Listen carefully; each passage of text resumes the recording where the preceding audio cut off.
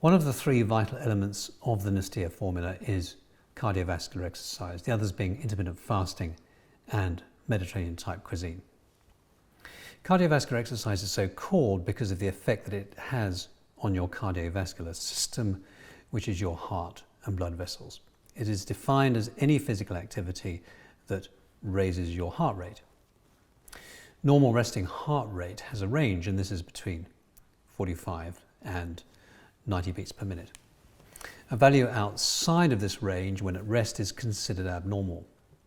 If it is below the lower limit of normal, it is termed a bradycardia, and if it is above the upper limit of normal, this is termed a tachycardia. There are numerous conditions that predispose to these abnormal values, but the underlying problem is usually an abnormality of the conducting pathways in the heart itself.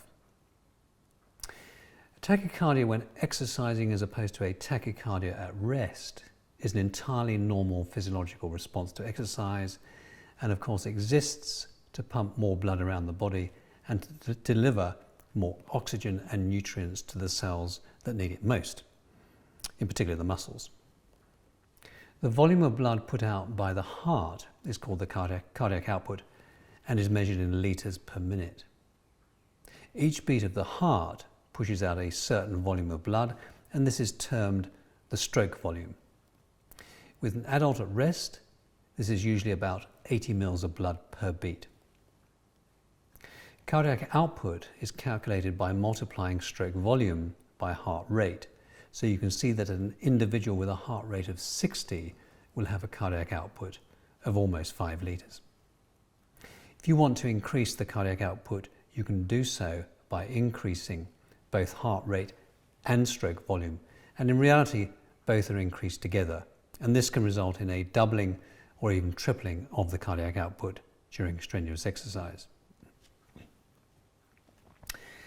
This increase is largely under automatic, i.e. subconscious control by the sympathetic nervous system, and is otherwise known as the fight and flight response. It is a normal homeostatic mechanism that has evolved to ensure that our bodies respond appropriately when we are faced with potential danger, such as a predator. And this almost certainly happened with a degree of regularity in primitive man, but much less so now in everyday life. However, it's important that we still utilize this capability regularly in order to maintain that survival advantage. And this is exactly the purpose of cardiovascular exercise. Regular exercise has been shown to have a very positive effect on general health and longevity. And of course, the converse holds true, as you would anticipate. If you are overweight or already suffering from obesity, then it's only natural that you will find any form of exercise a challenge, even walking. But the good news is that even a brisk walk initially will raise your heart rate. It's very important to understand, however, that contrary to what we've always been told, exercise alone will not get the weight off, and that's because by itself it doesn't address insulin resistance, which is the underlying problem in obesity. This can only be done by changing the way you eat, and from a practical perspective, the thing that works in the long term is intermittent fasting and reducing refined carbohydrates. As time goes on, you will steadily lose weight and your exercise limit increases. So you can walk faster and faster, and then you will break into a jog and then into a run. So the answer is to start gently and to build up over time.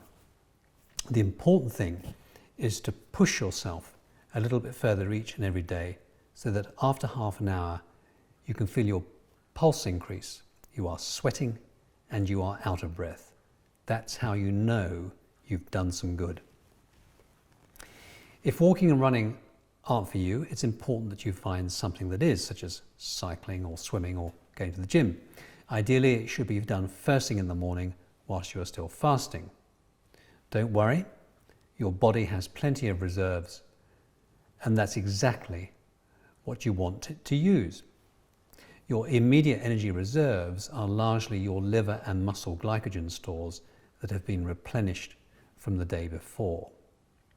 If you're trying to lose weight, then it's important to deplete these early in the day, and this will happen with a good bout of exercise. This ensures that you get into uninterrupted fat burning for a good 6 hours before you start eating again. And it's important you do it every day for at least 30 minutes. No more excuses.